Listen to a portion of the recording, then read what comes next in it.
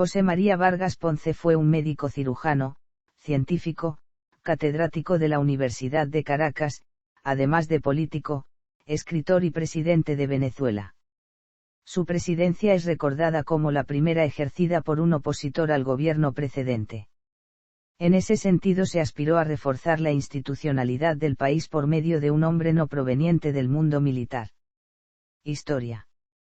José María Vargas nació en La Guaira, en la actual Venezuela, el 10 de marzo de 1786. Descendiente de canarios. Hijo de José Antonio de Vargas Machuca y Ana Teresa Ponce. En 1798, ingresó en la Universidad Real y Pontificia de Caracas, graduándose de bachiller en filosofía el 11 de julio de 1803. Obtuvo sus grados de bachiller, licenciado y doctor en medicina en el año de 1808. Al terminar sus estudios médicos se trasladó a Cumaná, donde vivió hasta 1812, lapso en el que se incorporó al Supremo Poder Legislativo de Cumaná en el contexto del movimiento independentista venezolano. Se encontraba en su ciudad natal cuando se produjo el terremoto del 26 de marzo de 1812, y allí prestó destacados servicios como médico y hombre público a la comunidad guaireña, los cuales fueron reconocidos oficial y públicamente por la municipalidad local. Después de su destacada participación tras los sucesos del terremoto de 1812, Vargas regresó a Cumaná para dedicarse a sus labores médicas. Fue encarcelado en 1813 por los realistas, al llegar el jefe realista, Juan Francisco Javier Cerveriz, a Cumaná, que redujo a prisión a todos los que habían formado parte del poder legislativo, en la cual Vargas tomó parte debido a sus ideologías independentistas. Posteriormente, fue exiliado a Europa, donde perfeccionó sus estudios médicos y quirúrgicos en Edimburgo, cursando, a su vez, estudios de cirugía, química, botánica, anatomía y odontología. Asimismo, en esta época fue incorporado en Londres como miembro del Real Colegio de Cirujanos. En 1819 regresa a América, estableciéndose en Puerto Rico, lugar donde se hallaban refugiados sus hermanos y madre que huían de la desolada guerra de independencia venezolana. En Puerto Rico desarrolló una importante labor profesional y científica, escribiendo numerosos trabajos y colaborando además con la Junta de Sanidad de la isla. Retorna a Venezuela en 1825, 2 años después funda la Sociedad Médica de Caracas.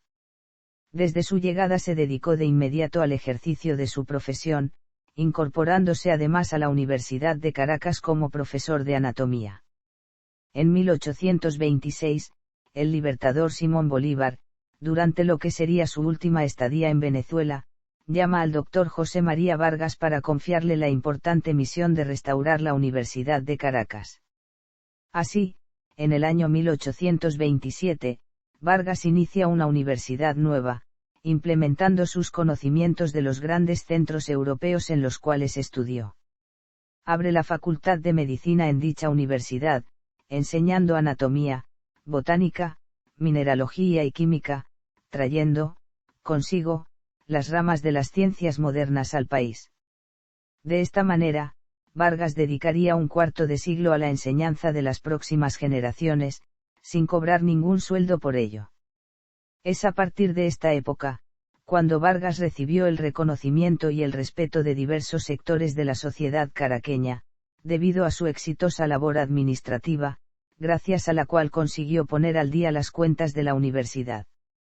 Por otra parte, además de sanear las rentas de la universidad, se dedicó a reorganizar las diversas facultades, crear nuevas cátedras, a las reparaciones físicas de los salones, a la organización de bibliotecas, y a relacionar la universidad con otros planteles.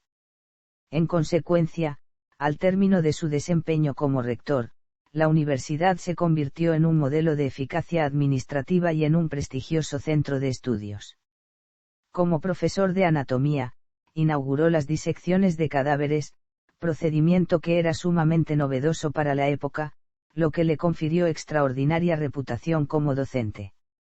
En 1827 fundó la Sociedad Médica de Caracas, con la cual se comenzaron a practicar reuniones científicas en el país. Durante este periodo desarrolló además una amplia labor de investigación en el área botánica, que le llevó a establecer relaciones con hombres notables de esta ciencia en el mundo entero.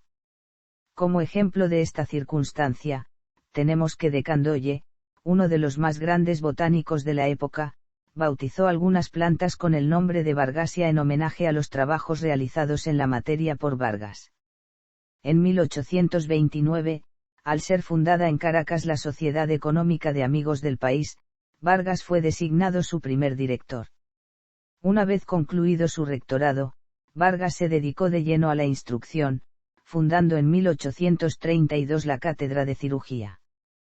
Por otra parte, simultáneamente con sus actividades científicas y educativas, Vargas tomó parte en las actividades políticas, asistiendo al Congreso Constituyente de 1830, donde desplegó una gran actividad en las comisiones de trabajo, en las sesiones plenarias y en muchas oportunidades salvó su voto al estar en desacuerdo con algunos planteamientos del Libertador, lo que no obstante, no le impidió ser nombrado ese mismo año como albacea testamentario de Bolívar. Presidencia. Elección. En 1834, cuando se comienza a hablar de los candidatos para el periodo presidencial, su nombre se mencionó con genial insistencia sobre todo en los círculos intelectuales, lo que de alguna manera expresaba cierta actitud antimilitarista. Por tal motivo, ciertos sectores de la sociedad venezolana que veían con desconfianza a esta multitud de hombres que tenían lógicas ambiciones políticas y de poder, trataron de reforzar el poder civil mediante la prestigiosa figura de José María Vargas.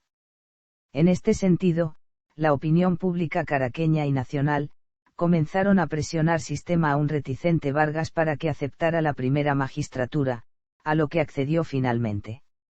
Fue elegido presidente en las elecciones de 1835, voto ratificado por el Congreso el 6 de febrero de 1835 y se encargó de la presidencia el día 9 de febrero de 1835 por el Partido Conservador. Conflictos con el Congreso. José María Vargas objeta al proyecto de una ley de impuesto subsidiario del 1% propuesto por el Congreso, pero las cámaras lo aprueban. Vargas responde invocando la violación de la Constitución por parte del Senado. El 29 de abril de 1835 Vargas presentó su renuncia, alegando que no disponía de la fuerza suficiente para mantener la paz entre las facciones en pugna. A pesar de que la renuncia no fue aceptada, sus adversarios la interpretaron como una muestra de debilidad. Revolución de las Reformas. Posteriormente, el 8 de julio de 1835 estalló la Revolución de las Reformas, dirigida por Santiago Mariño y Pedro Carujo.